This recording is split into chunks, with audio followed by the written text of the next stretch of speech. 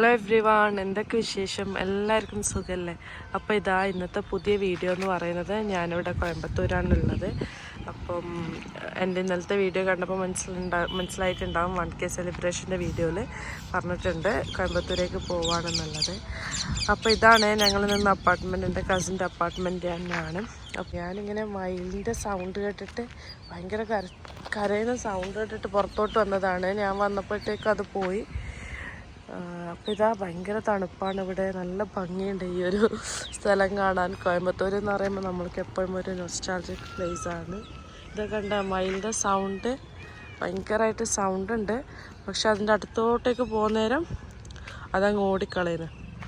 അപ്പോൾ ഇത് അത്രയ്ക്കുള്ള വിശേഷങ്ങൾ. അപ്പോൾ ഞാൻ ഓരോ വിശേഷങ്ങൾ കാണിച്ചു തരാം.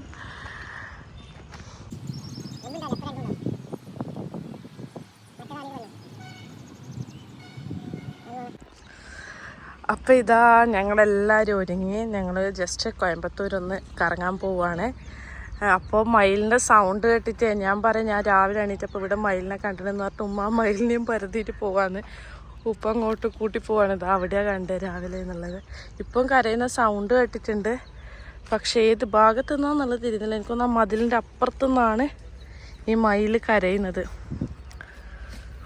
നല്ല ഭംഗിയുണ്ട്. വലിയ മയിലിനെ നമ്മൾ രാവിലെ കണ്ടല്ലോ ഉപ്പ. നമ്മള് രാവിലെ എത്ര കണ്ട്? 3 എണ്ണാറ്റം കണ്ടിട്ടില്ല. അങ്ങനെ ഇതാ ഞങ്ങൾ കുറേ ടൈം മയിൽ വരുമെന്നൊക്കെ നോക്കി നിന്നു. മയിൽ വന്നിട്ടൊന്നുമില്ല. പക്ഷെ നല്ല കരച്ചിൽ കേൾക്കുന്നുണ്ടായിരുന്നു. ആ മതിലിൻ്റെ ബാക്ക് സൈഡിൽ നിന്നാണ് കരച്ചിൽ കേൾക്കുന്നത്. അപ്പോൾ പിന്നെ അതും നോക്കി നിന്ന് കഴിഞ്ഞാൽ പിന്നെ നമ്മുടെ ബാക്കി പണികളൊന്നും നടക്കില്ല. അപ്പോൾ നേരെ ഞങ്ങൾ ഫുഡ് കഴിക്കാൻ പോയി. പിന്നെ എൻ്റെ സൗണ്ടിന് ചെറിയൊരു മാറ്റം ഉണ്ടാവുകയെ ഇവിടെ വന്നപ്പോൾ. ഇവിടെ നല്ല തണുപ്പാണ്. ഇവിടെ വന്നതിന് ശേഷം ചെറിയ തൊണ്ടവേദനയും സൗണ്ടൊക്കെ ഒരു മൂക്കടപ്പൊക്കെ ഉണ്ട്. അപ്പം സൗണ്ട് ഒരു ചെറിയൊരു കിച്ച് ഉണ്ടാവും, അപ്പോൾ ക്ഷമിക്കുക. അപ്പോൾ ഇതാ ഞങ്ങൾ പോയത് അന്നപൂർണ റെസ്റ്റോറൻറ്റിലാണ്. നല്ല സ്പേഷ്യസ് ആയിട്ടുള്ള നല്ല അടിപൊളി ഫുഡും കൂടിയായിരുന്നു. പിന്നെ ഒരുപാട് സ്വീറ്റ്സ് ഐറ്റംസ് ഉണ്ടായിരുന്നു. ഞങ്ങൾ അവിടെ നിന്ന് രസഗുള ട്രൈ ചെയ്തിട്ടുണ്ടായിരുന്നു. പിന്നെ റസ്മലായി, അത് നല്ല അടിപൊളി നല്ല ടേസ്റ്റ് ഉണ്ടായിരുന്നു അതും. അപ്പോൾ ഫുഡായിട്ട് ഞാൻ കഴിച്ചത് ഇഡ്ഡലി സാമ്പാറും പിന്നെ പൂരിയും കഴിച്ചു. കാരണം ഇഡ്ഡലി സാമ്പാർ കഴിച്ചിട്ട് എവിടെ എത്തിക്കില്ല. അപ്പോൾ പിന്നെ പൂരി ഓർഡർ ചെയ്തു. പിന്നെ മസാല ദോശ ഉണ്ടായിരുന്നു.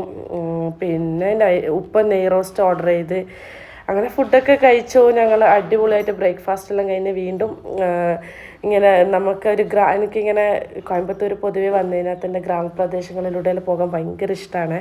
അവിടുത്തെ വീടുകളും കാര്യങ്ങളൊക്കെ കാണാൻ. അപ്പോൾ അതൊക്കെ പോകാൻ ഇങ്ങനെ ഫുഡ് കഴിക്കുമ്പോൾ ഇങ്ങനെ ഞാൻ ഡിസ്കസ് ചെയ്യുന്നത്. അല്ലാണ്ട് പ്രത്യേകിച്ച് ടൂറിസ്റ്റ് പ്ലേസ് അങ്ങനെ കോയമ്പത്തൂർ ഉണ്ടോ എന്നുള്ളത് എനിക്കറിയില്ല.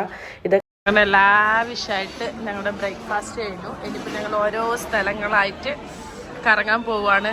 അപ്പോൾ അതാ ഞങ്ങൾ ഫുഡൊക്കെ കഴിച്ച് ജസ്റ്റ് അവിടുത്തെ സ്പെഷ്യലാണെന്ന് പറഞ്ഞു ലഡു, ബദാം ചോക്ലേറ്റ് ലഡു ആണെന്ന് തോന്നുന്നു.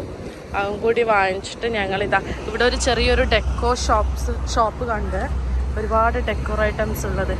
അപ്പോൾ വിചാരിച്ചു ജസ്റ്റ് ഒന്ന് അത് കയറി കാണാൻ, എന്തെങ്കിലും സ്പെഷ്യൽ വെറൈറ്റി ഡെക്കേഴ്സ് എന്തെങ്കിലും ഉണ്ടെങ്കിൽ അപ്പോൾ അത് വാങ്ങിക്കാമെന്ന് വിചാരിച്ചു. അപ്പം ഇതാണ് ഷോപ്പ് വരുന്നത്. അടിപൊളി ഷോപ്പ്. ഇതാണ് ഒരുപാട് ഐറ്റംസ് ഉണ്ട്, ഡെക്കോർ ഐറ്റംസ് എല്ലാ ആൻറ്റിക് പീസസ് ആണ്.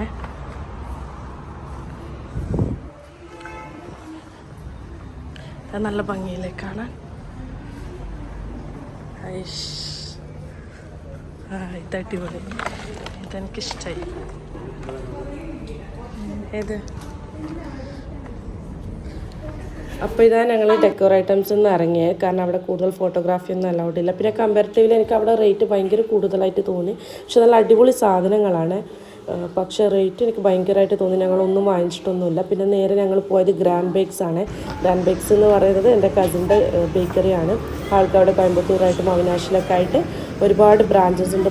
കുറച്ച് ഫേമസ് ആയിട്ടുള്ള ആ ഒരു ഏരിയയിൽ കുറച്ച് ഫേമസ് ആയിട്ടുള്ള ബേക്കറിയാണ്. ഒരുപാട് ഐറ്റംസ് വെറൈറ്റീസ് ഓഫ് സ്നാക്സ് ഒക്കെ കിട്ടും. പിന്നെ അവിടുത്തെ സ്പെഷ്യൽ എന്ന് പറയുന്നത് എപ്പോഴും പപ്സാണ്.